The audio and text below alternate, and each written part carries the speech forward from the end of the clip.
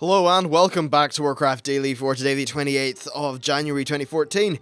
So in today's news we have one or two little things. First of all, and probably more interestingly, there's some stuff about the level 90 boost on the PTR, then some blue posts on a wide variety of issues, a tweet, and then finally we'll round up the connected realms for the next week or two.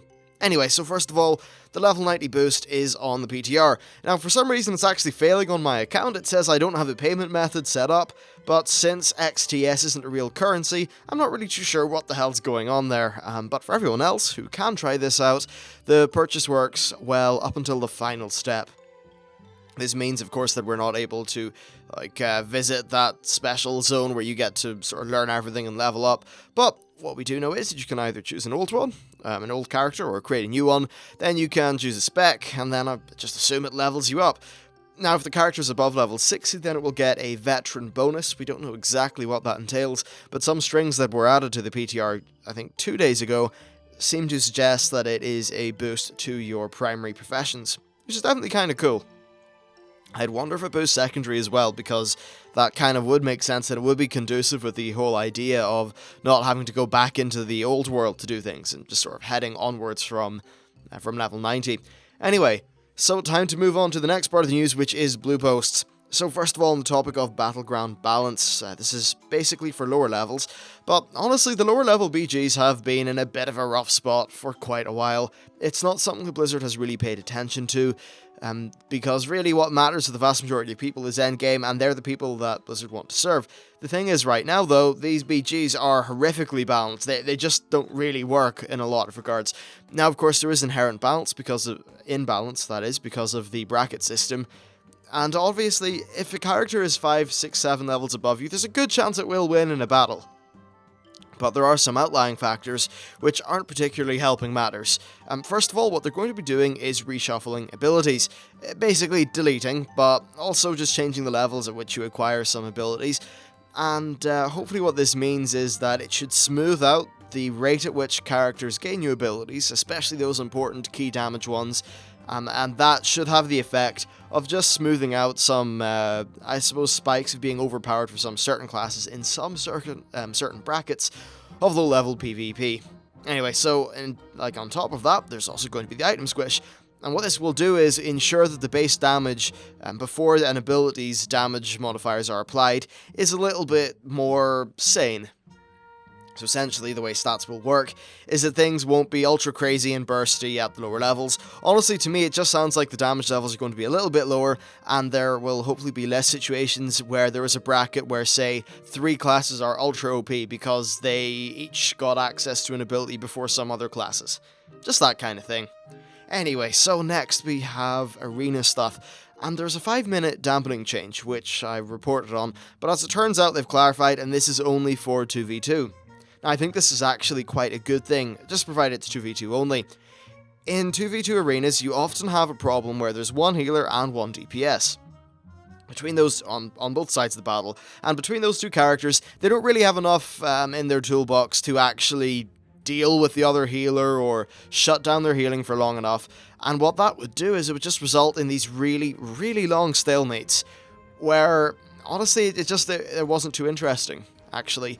And because these healers had so much mana, these stalemates could go on for just a really, really long amount of time. Of course, in 3v3 and 5v5, that's not a thing, and 5v5, the extra characters means that each team has got a lot more to work with in terms of utility. So it's probably less likely for there to be an actual early stalemate like there would be in 2v2. Basically, the game can play out a little bit more because there are more abilities, there are more pieces in the puzzle, so there's more variations in how that game can move forward. And hopefully, basically, this 2v2 dampening change at 5 minutes should mean that those fights that would become a stalemate will perhaps become less so, because as the amount of healing that's taken by characters decreases, then the skill of one team will hopefully outshine another. That kind of thing. Anyway, so next on the topic of new models and computer specs and a few other things, I think it was Chris Robertson, or it was either him or Bashiok, was talking about how the old models are possibly going to have an effect in system requirements, but it's more the kind of thing that right now they're keeping an eye on all the different things that are going into Warlords, and that they're only going to release updated specifications once the expansion is nearly content complete. So honestly, probably once the beta testing gets to be a relatively large scale. He did say, though, that the only major graphical increase is going to be the models, and they're actually going to be keeping the old models in a slider as a bit of a failsafe. So I think that actually makes sense. But here's the problem. First I heard Blizzard staff saying that they were going to be keeping the old models at the bottom of a slider, but for people who like them. So I certainly hope that this isn't just a failsafe, and that they do keep that there, because I think it's a decent option to allow people to have. I don't see much point in flat out replacing all the models and then saying, no, you cannot have access to the old one. I know that they are, in essence, very similar, and they really are just updated versions of the old models rather than being a kind of, at least from an aesthetic standpoint, a whole new model, even though they are actually technically a whole new model, but you know what I mean. Maybe some of those small changes will take off some people, and it's okay if they're able to scale them back to the old ones. Also, as far as system specs go, I think World of Warcraft could push forward a little more than it is. If they limit themselves to the capabilities of 8-year-old hardware, then in 3 or 4 years, things are really going to start being a little bit strange, I think. And then, of course, another thing is that Blizzard has a really, really strange way of optimizing. The game will run on everything, but it will not run well on anything. Here's a good example. Take Battlefield 4. I can run that maxed with ultra sampling, with a field of view of 100, which is a bit higher than the default, and get a solid 60 to 80 frames per second. And then, if I drop some settings, I can get a solid 120 frames per second. World of Warcraft often doesn't run as well as that. And another big thing is, when you're panning around the world and, say you pan over a vista, honestly, I do believe that the frame rate drop that you see from that is a little bit higher than it should be, and I think there's probably a way they can optimize the game better to run well on systems. I have a 144Hz monitor, and I can't run WoW at 144Hz maxed. In terms of my computer specs, by the way, I've got all overclocked a 3570K, which I'm going to be upgrading probably to a i7 Extreme Edition of the next socket. The reason for that, it's far beyond what most people need. It's just for encoding and shit, and being a YouTuber, it's kind of handy. Then I've got two 670s.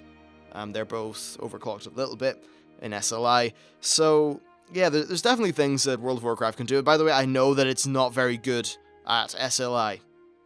But even just on one 670, the same goes for StarCraft, and the same goes for Diablo. This is something that's widely known, widely reported. Blizzard can definitely do things, in my opinion anyway. Now, one issue, I suppose, is that World of Warcraft is very old, and the engine that it's based off is very, very, very, very old. Now, since that engine was created, a lot of things have happened. Basically, back then, people didn't have dual-core computers. Quad-core computers probably weren't even a thing for the consumer, but now we're on to quad-core, hex-core if you're AMD, 8-core, is 8-core AMD? Oh, whatever, I'm not even sure. Basically, we now have more cores, we have processors that do things in a different way. Instead of just ramping up the single-core amount of, the single-core clock speed, we've been adding multiple cores so that we can just manage things better, stuff like that. I probably shouldn't get too technical with everyone. But, yeah, there's a lot of these new advances in technology that Blizzard don't seem like they've really, just embraced. And I think, perhaps, is a reason for that because the engine just isn't able to support those new methods and those new architectures and things in a way that actually makes sense with the engine or something. I don't know, but it is annoying that they are seemingly so uninterested with optimizing the game so that it runs well. Hell, I can say, actually, I've been using just some various things, and when you see World of Warcraft with hardly any fog, really large view distance, it looks really pretty. It does. And, yeah, there's definitely room to go up. I think there's also room to improve texture resolution. Right now, of course, you don't get an artist to draw a blurry piece of shit. You get an artist to draw, a really amazing texture, and then you scale it down. That's, just how it always works in game development. So, I'd be okay if they put in some higher resolution textures, Maybe just make it a little download pack, just like it is for Skyrim or any other game, where they say, hey, by the way, the game's not perfectly optimized for these high-res textures, but you know what? If you can run it, more power to you, your game will look better. Why don't they do something like that? I don't think it would be a terrible mistake. Anyway, so let's move on to some tweets from the old Twitter. Just one or two quick things, actually, and it's about Garrosh, the man himself. Basically, the drop rate for the Garrosh heirloom is independent of other factors like your bonus rolls, so honestly, you are completely safe to bonus roll to your heart's content. It will not affect your chances of getting that heirloom. And then, while the normal version of the heirloom is going to be better at level 90, and maybe level 92, 93, as you get closer to level 100, the relative power of the two heirlooms, the normal version and the flex version, start to converge until they are essentially at level 100 the same. So I think that's fine, and at level 100 you probably don't want to be distinguishing between someone who did normal or flex in the previous expansion, so I like how they've done that. I think that's a very solid decision. Anyway, so finally for the Connected Realms, we're going to go off a big list here. So for Europe, we have no dates, but here are the connections. Xavius and Skullcrusher, Okendun and Jadenar, Dragonmaw and Haramash, Zenodar and Bladefist, Deathwing is being added to the Karazhan and Lightning Blade server, then Krasus is being added to Etreek, and, sorry Germans, Blutkissel, or I don't know, is being added to Arthas/Felklore. Then for the Murikas, Illyria is being added to Khadgar, Anvilmar is being added to Undermine, Archimonde is being added to Amagin, Jadenmar, and the Underbog. Cho'Gall, not Korgal, is being added to Okendun/Laughing Skull. Etreeg is being added to Shuhlo, something like that. And then Moknathal is being added to Silvermoon.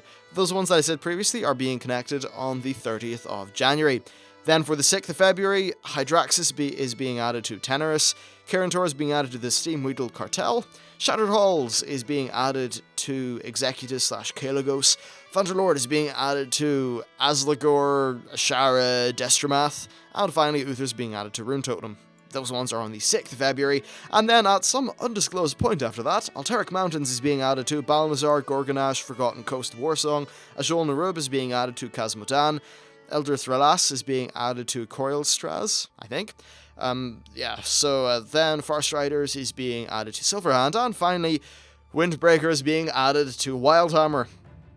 And now that my daily lore pronunciation session is over, thank you for watching. Hope you enjoyed the show. If you have any comments, especially, I'd like to hear just from people with different kinds of computers and setups and that sort of thing, what they think about how World of Warcraft runs. Specifically, if you do have a better computer, or actually, you know what? If you are maybe a Warcraft 3 modder, or just anyone who has a bit more experience with that engine than I do, let me know if there are actually just some issues with the engine that prevent it from making use of some of the advances in technology they've had recently. But anyway, that's it for the show. Thanks for watching, and I will see you next time.